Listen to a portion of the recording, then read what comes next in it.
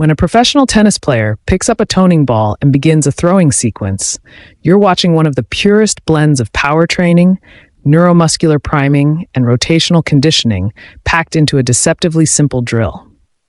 At first glance, it looks like they're just tossing a small, weighted ball, but every detail of that movement, how they load the hips, how the torso coils, how the shoulder complex organizes itself, reveals why this tool has become a staple in elite warm-ups. A toning ball isn't heavy enough to slow the athlete down, but it's heavy enough to wake up the exact chain of muscles responsible for generating pace on every forehand, backhand, and serve.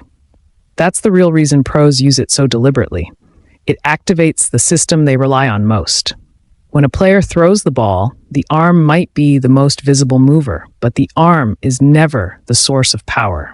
The shoulder girdle, the rotator cuff group, the deltoids, the scapular stabilizers, fires to guide and control the throw, yet it's the core that dictates the under load, but without the constraints of a racket. It allows a player to feel pure rotation and pure acceleration. That's why elite players value this exercise so highly. They're not training the arm to be strong in isolation. They're training it to channel force efficiently. The shoulder needs to be stable enough to transfer energy and mobile enough to accelerate without friction. A toning ball throw forces the cuff muscles to fire quickly and precisely, which sharpens joint positioning, something that contributes to both power and injury prevention. You can see a player who does this well. The throwing motion is smooth, the follow-through is natural, and the ball leaves the hand with a snap that comes from the torso, not from muscling it with the arm. For tennis players, the toning ball is also a feedback tool. When the throw is timed well, when the hips initiate, the trunk unwinds, and the arm releases, the ball flies cleanly and effortlessly. If the timing is off, the throw feels heavy and forced. This gives the athlete immediate information about how ready their kinetic chain is that day. Coaches use this to diagnose stiffness, lack of engagement, or imbalances long before the player steps on court. If the right oblique isn't firing, you'll see it. If the left shoulder blade isn't gliding smoothly, the throw exposes it. That's why many coaches prefer this over static stretching or mechanical warm-ups. It reveals the truth. In a pro player's routine, the toning ball also triggers what we call pre-tension. Before a match, you don't want maximal fatigue. You want the muscles to be awake, aligned, and ready to contract explosively. The slightly weighted nature of the ball activates the fast twitch fibers in the upper body without draining them. You want the core to be toned, not tired. You want the shoulder to be primed, not overloaded. You want the trunk to feel alive, not stiff. These throws achieve that balance beautifully. It gets the body into the state where the first forehand of the match already feels like the 10th, alive, warm, fast. The other crucial part of the toning ball throw is its connection to deceleration, which is often ignored by amateurs but never overlooked by pros. Everyone thinks about acceleration, the moment you rotate fast and release power. But what keeps a player healthy is the ability to slow down cleanly. When you throw a toning ball and let the arm decelerate through a free follow-through, the posterior shoulder muscles, the rhomboids, the lower traps, the external rotators, all the muscles responsible for breaking the arm, get activated.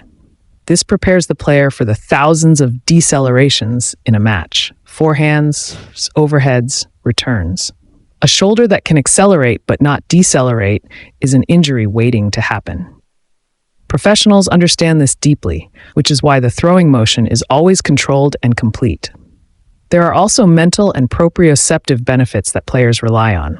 Throwing a weighted ball forces the system to respond quickly. The timing is sharper, the coordination tighter. Tennis is built on micro-adjustments, reading the ball, shaping the swing, adjusting the contact. The toning ball sharpens the athlete's spatial awareness. They feel where their body is relative to the movement, how the trunk is aligning, how the arm is releasing. For a professional, this isn't a warm-up. It's a recalibration. The reason this drill carries so much importance in elite training is simple. It reinforces the fundamental truth that tennis power is rotational, not arm-driven. The throw demands sequencing from the ground up, and the best players understand that the arm is only the last link in a chain. When the chain is warm, connected, and firing in the right order, their shots gain a level of effortless power that spectators often mistake for talent.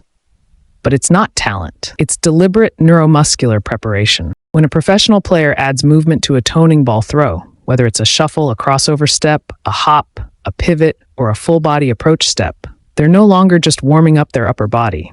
They're integrating the athletic reality of tennis itself. The court is never still, the player is never still, and power in tennis is rarely produced from a static base. Movement changes everything: balance, timing, sequencing, footwork rhythm, trunk loading, and the transfer of force from the ground up.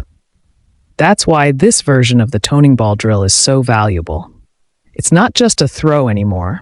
It becomes a full kinetic chain rehearsal, nearly identical to how a player produces power during an actual point. When the body moves before the throw, the first system that gets challenged is balance under motion. A player must stabilize the pelvis and spine while transitioning their feet, which is one of the most challenging skills in tennis. The gluteus medius, the adductors, the deep core stabilizers, and the lower leg musculature all start working to keep the body organized. If those stabilizers fire a fraction too late, the throw loses control. That reveals exactly what would happen during a rushed wide forehand or a fast recovery step on the run. The player would lose posture, lose the strike zone, and lose the quality of the shot. So the moving toning ball throw trains the ability to stay structurally stable even when the feet are active and the body is shifting. The next layer is timing.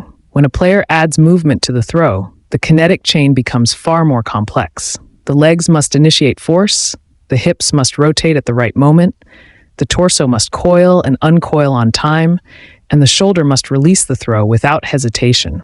Movement exposes any delay or inefficiency. If the footwork is too quick or too slow, the trunk won't load properly. If the hips aren't square at the right moment, the shoulder will take unnecessary strain. If the rhythm between steps and release is off, the throw will feel heavy and uncoordinated. This is exactly what separates elite players from amateurs: their ability to sync footwork patterns with stroke mechanics under pressure and speed. Another critical purpose of adding movement is training force transfer while on the move. In tennis, the most powerful shots, especially aggressive forehands, running backhands, and approach shots, are hit while the body is still carrying momentum. That means the athlete must learn to convert horizontal movement into rotational power without losing control. With a moving toning ball throw, a player learns to plant the lead foot, engage the ground, and convert that forward or lateral speed into trunk rotation.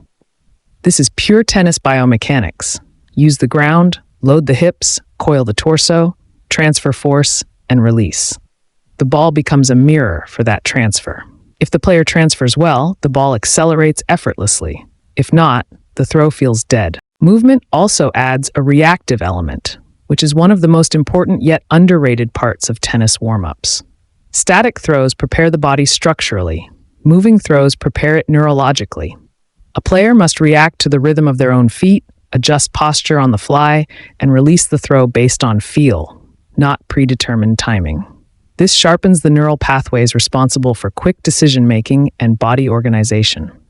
Many pros, especially aggressive baseliners, rely heavily on this type of neural priming to make their strokes more instinctive during the opening games of a match. Adding movement also challenges the rotational core to work dynamically. The obliques, the latissimus dorsi, the thoracolumbar fascia, and even the hip rotators are recruited more intensely when rotation is preceded by motion. The body must stabilize, then explode without collapsing. This is identical to hitting a heavy on-the-run forehand. Decelerate the body just enough to anchor it, then rotate and strike. A moving toning ball throw builds precisely that capacity. It forces the athlete to maintain trunk integrity, something amateur players often lose when rushed. There's also a conditioning purpose. Movement raises the heart rate, increases body temperature, and activates fast twitch fibers in a context that resembles actual movement patterns on court. The warm-up becomes fully functional. The player isn't just preparing individual muscles, they're preparing movement patterns, coordination sequences, and elastic energy return. The loading and unloading of the trunk and legs becomes faster, sharper, and more fluid.